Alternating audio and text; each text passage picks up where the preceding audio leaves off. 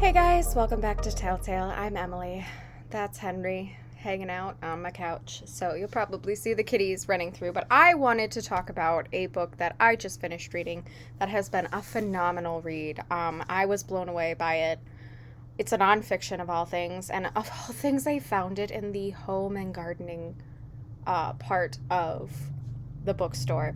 It was a little tiny hole in the wall bookstore I'd never been to before. Um, and I happened to visit with my mom. And it is Braiding Sweetgrass by Robin Wall Kimmerer. And this is a fantastic read. First of all, I was a little angry having read it because it was, we have a Cyrus joining us. Because having read it and seeing it in a home and garden part of a bookstore was definitely not the place I would have put it. This is more than just a home and gardening book. Are you done, Cyrus? You gonna creep on the screen? This book is a spiritual experience. I was not expecting it to be such a spiritual experience for me. I am by no means an avid gardener. I have a garden, but I'm really a fart around and find out kind of person when it comes to gardening. And I thought, oh, this is really cool because the subtitle said Indigenous Wisdom, Scientific Knowledge, and the Teaching of Plants. So I was like, okay, cool. So there's going to be like a little indigenous, like cultural, folky thing going on. This is written like a memoir with scientifically interesting botany stuff in there. Like, I don't even know how to describe this. It was fantastic. It was so human and so raw and so spiritual and had a lot of the author trying to reconcile her spiritual understanding and get back to the roots of her culture as a Native American. And it had a huge part of it where she talks about different scientific exhibitions she had been on to help her culture, how she assisted other women who helped her culture through botany, essentially. And also, like, how to do more mindful harvesting, how to do more mindful research, how she reconciled the wisdom and teachings of her Native American culture as she was learning it with the sciences that she knew as a botanist. This book has so much going on, and there wasn't a dull moment the entire time I was reading it. I was on the edge of my seat and hanging on every word because it was written so poetically and so well that the metaphors she used were just beautiful. The relationships between humans and plants is beautiful.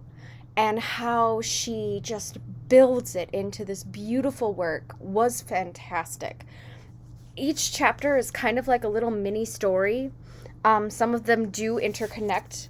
She comes up with her own vocabulary of how to do thankfulness as a means of ritual as you are harvesting, as taught by indigenous peoples.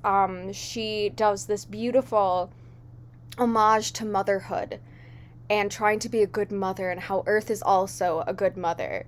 How harvesting can be much more economic and ecological, and with a mind of conservation, while also recognizing that we are taking care of Earth and Earth is also taking care of us.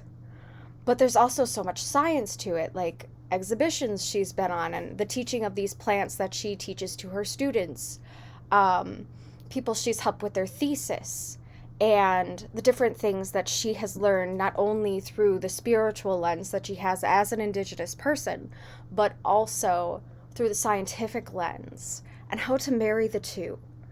It was such a beautiful read, and I cannot stress it enough. Like, also, a beautiful book, by the way. This is fantastically designed. The front illustration was done by a gentleman, I think, who is part of the Wood Engravers Network. Let's see.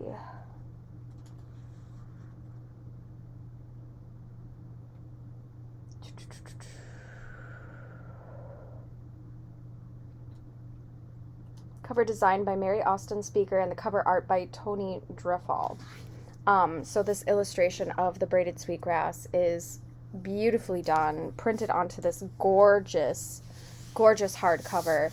Like, the thing that attracted me to this book was not, at first, the title. It was the design of the book is so unique and so beautiful. And then as I read the title and the subtitle, I knew this was a book I'd be interested in, because as I am seeking to deconstruct colonialism in my own life, I have to understand, or come to an understanding of some sort, to some degree, of what people are feeling who are of other cultures than my own. There's a lot that speaks to the deconstructing of Native American culture, unfortunately, that the United States had done throughout the decades. Different plans to reposition them in the United States, give them reservations and things. There's a lot of the author dealing with her own separation and coming back to her indigenous roots, based off of ancestry, and how her grandparents, more specifically, she speaks a lot to her grandfather, who had kind of been, basically had the native beat out of him, so to speak, through the educational system. And so there's just so much going on in this piece of literature. It is not just about botany. It is about life. It is about the culture surrounding indigenous peoples. It is about the author. And it speaks so much to people who are really into conservation. If you are a gardener, you will love this book. If you just love being in nature and want to preserve it, this gives some beautiful suggestions, as well as just some phenomenal, well done, very raw human storytelling. Lots of just life stuff going on, but always revolving around plants and what plants have to offer us, not just through food and nutrients, but what they have to offer us through life lessons, which is phenomenal. So it was just a fantastic read. I was on the edge of my seat. Every chapter is like a little mini story, so you don't have to engulf it all at once. You can take it chapter by chapter. Hi, Cyrus. And it's just so well designed. It is a beautiful book. Like, just looking at the format of this piece is fantastic. Like, that's an introductory page. It's just so simple, but so beautiful. A gorgeous drop cap, beautiful green ink used throughout this book, beautiful illustrations at each section when they kind of switch topics, with some beautiful little introductory bits here and there. None of these particular chapters that you read through, or stories that you read through, are very long. Most of them, I think the most one took me was like a half hour, and I'm a pretty fast reader, so I mean, it might be a little longer for someone else.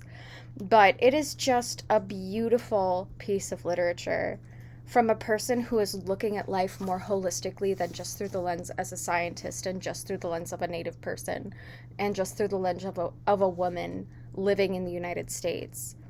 This is a person who is taking their whole life and seeing how interconnected it is. So this was a fantastic read. Like, if you love nonfiction and memoir type stuff, this is a great read for you. If you're a gardener, this is a great read for you. If you are a farmer, this is a great read for you. If you are a indigenous person who is trying to get back to your roots, this is a great read for you. If you're just a typical basic white bitch who really loves plants and being out in nature, like me, this is a great read for you. And it's a gorgeous, gorgeous book. Like, I can't get over how stunning this is. Look at the embossing on that. So gorgeous. Even the cover, like, this is embossed. It's just stunning. And they spared no expense on this piece of literature. This is a book that was designed to show the quality within. And it does that well. It is amazing. And I can't stress enough how much I enjoyed reading this. So this is a top tale as far as I'm concerned. 10 out of 10 would recommend to everyone. It is a beautiful read. It is a hard read. It is a human read. And I loved it. So Thanks for joining me for a brief little bit here as I talked about it. Go find it. Go buy it. Please find this version. It is stunning for any collection. Don't just get a digital copy of this book. Plants literally gave up their lives for this piece of work to live, and it deserves to be owned and put on a bookshelf. So definitely recommend this one. Thanks for joining me, guys. Like, subscribe, and I'll see you next time.